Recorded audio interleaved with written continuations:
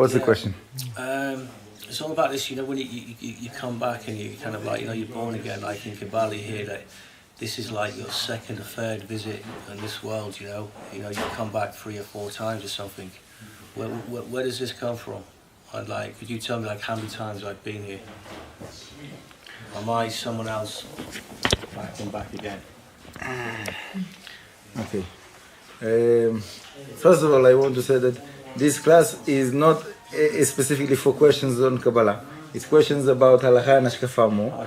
But I'm not saying that I will not answer questions that are related to Kabbalah, but try not to focus only on those questions, okay? even though people have a tendency to ask me only questions of Kabbalah. We wonder why. Yes, it's a big wonder. It's a big wonder. Anyhow, I'll try to make it, as they say, short and sweet. Okay.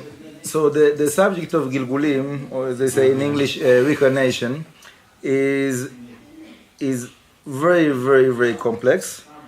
In a certain way, you can say it is parallel or similar to the same concept that they speak about in physics, that the same matter is going in transformation from one thing to another. So that you have like the atoms that are making the combinations for certain materials, and then they deteriorate, and then it becomes to be a new material, right? Yeah. So in the same way, you can say that there is some kind of spiritual matter that is the neshamot of that Hashem created, and this spiritual matter is going through transformations from in different people, and sometimes it goes also to the minerals or the plants and the animals and different things, because of and obviously everything have a reason. So if it goes to a certain direction, it's for a reason. But sometimes we can't understand it. Sometimes there is explanations, but it is very, very complex. His question, can it be I've answered people with a similar answer, but I really don't know what I'm talking about. I've compared it. Is it right to compare it to Wi-Fi internet? How a movie can transfer in the air. You can't even see it, but moving, sound, and pictures are going through the air. Needless to say that the soul could travel, that Hashem has created, and not only the Wi-Fi internet that humans create. Right. And Hashem is much more sophisticated. Right. You can say that generally all of the technology that we have today, it gives us a better understanding about how the spiritual world is processing. Because like we see today, like in the past, it was very difficult to understand those subjects of how like neshama goes from one place to another and so on. And today we can see, like very easily, we can see what happens in the other side of the world, like in real time, right? So if we can do it like with technology, so how much more so we can do that in a spiritual way? We can, right?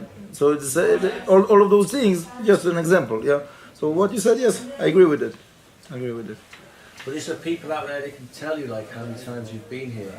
I think it's called regression. There is people that can say different things. I don't know about someone that is like a prophet that is 100% correct. Yeah. Okay? But each person, according to his level, can reach to higher level of knowledge. Okay? So someone, and sometimes there is exceptions.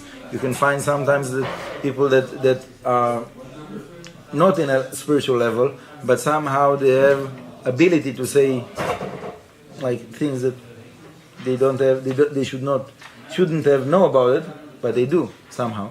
So it happens, and there is a different explanations about it. Maybe it's coming from the side of the bad side or whatever. There's okay. I'm not getting into that. Rabbi, in this generation, like is there like an average of the whole population of the world that have been like kind of the same amount of reincarnations, or it's specifically to each person? Obviously, it is specific, but you can make an average. Even though, what would be? What would be the number of it? 3, 4. Why only 3, 4? That doesn't seem many because it's the year 5,778. And it's just Okay. We all come from the same soul. I don't understand. We're Okay, all just okay. It's split soul. your question is getting deeper, and It's one big questions, right? it's a little bit too deep for me to go right now. So I'll just summarize with the understanding that not every time that we have some kind of recycling of this spiritual matter that I spoke about, it will called incarnation. If it is deteriorate totally and there's a new identity, so it's not called reincarnation. It's like a new creation. Okay, so that it will be called reincarnation. It means that it is the same structure, the same spiritual structure that goes from one physical body to another. Okay, so that's why it's only 3 or 4, even though we are in the very advanced year. Okay, he sent you a note. Wait, Robert, before I read the note, in terms of a tikkun, what would be, if it could put it into a balance, what would be worse for the neshama to go through, to gehinom or to come to a reincarnation? Okay, that's a good question, so I will answer that. The answer is that the neshama would prefer, for sure, to go to gehinom. Because I say the gehinom is like to go to put your clothing in a laundry machine. So if you are the shirt, it's not so nice, right? You're going like circling and with all the soap and hot water and cold water, and it's not nice. But the shirt comes out clean, right?